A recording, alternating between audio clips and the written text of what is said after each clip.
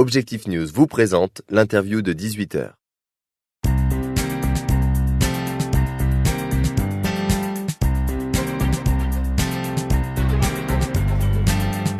L'interview Objectif News de 18h, nous sommes aujourd'hui en compagnie de Nicolas Michel, bonjour. Bonjour. Vous êtes cofondateur du site unoc.fr, ça s'écrit UNOOC.fr.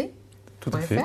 C'est un site comparatif de vente en ligne de produits pharmaceutiques. Alors c'est vrai que la législation a permis un certain nombre de changements dans le domaine de la vente des médicaments ou des produits de pharmacie.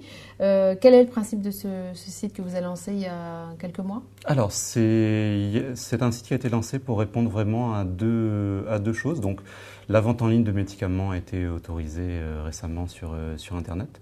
Donc il y a le principe de l'attractivité du prix, les prix seront certainement moins chers, mais il y a bien sûr sur Internet la crainte de contrefaçon. Donc une note qui a été lancée pour répondre à ces deux volets. D'abord, comparer les prix entre les différentes pharmacies, et ensuite ne comparer que les pharmacies autorisées, certifiées, qui ont une officine physique en France et qui sont agréées par le gouvernement. Quels sont les produits aujourd'hui qui peuvent être vendus par un e-commerce ? Alors, et ceux qui sont interdits ? Alors, ceux qui peuvent être vendus, ce sont les médicaments que l'on peut acheter sans ordonnance dans une pharmacie. Et bien sûr, ceux que l'on ne trouve pas, ce sont les produits qui nécessitent une ordonnance pour l'achat. Est-ce que ça veut dire qu'il y a un grand nombre de médicaments qui peuvent être achetés en ligne ? Oui, ça représente à peu près 4000 médicaments. Comment se comporte ce marché finalement depuis l'autorisation de l'ouverture de la vente en ligne ? Est-ce que ça a progressé finalement peut-être plus lentement que ce qu'on aurait pu imaginer ? Plus lentement, non. Enfin, c'est quand même un changement assez conséquent. Acheter des médicaments en ligne, le marché de la santé, c'est particulier. Il est en augmentation constante. On avait un sondage au départ qui indiquait que 15% des Français à peu près étaient prêts à franchir le pas. Un an après, ils sont 30%.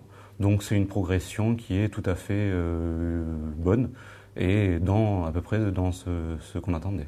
Alors vous, qui sont vos clients ? Alors nous, nos clients, ce sont les pharmacies qui se sont lancées ou souhaitent se lancer dans la vente en ligne sur Internet. C'est-à-dire celles qui acceptent d'être comparées ? Voilà, celles qui acceptent bien sûr d'être comparées, puisque contrairement à certains, nous ne référençons que celles dont on a l'autorisation express et qui ont envie d'être sur le comparateur, qui n'ont pas à cacher leur prix et qui ont envie qu'on leur amène des clients.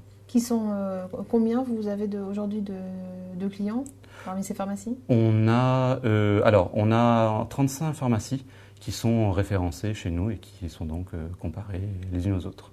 Et vos objectifs ? Alors nos objectifs, c'est à peu près ça, c'est d'avoir toujours au moins, on va dire, la moitié des acteurs du marché. Aujourd'hui, il y a une soixantaine en tout de pharmacies qui ont des sites qui proposent des médicaments en ligne. Donc 35 sur 60, c'est dans nos objectifs. Merci beaucoup Nicolas Michel d'avoir été notre invité. Merci à vous.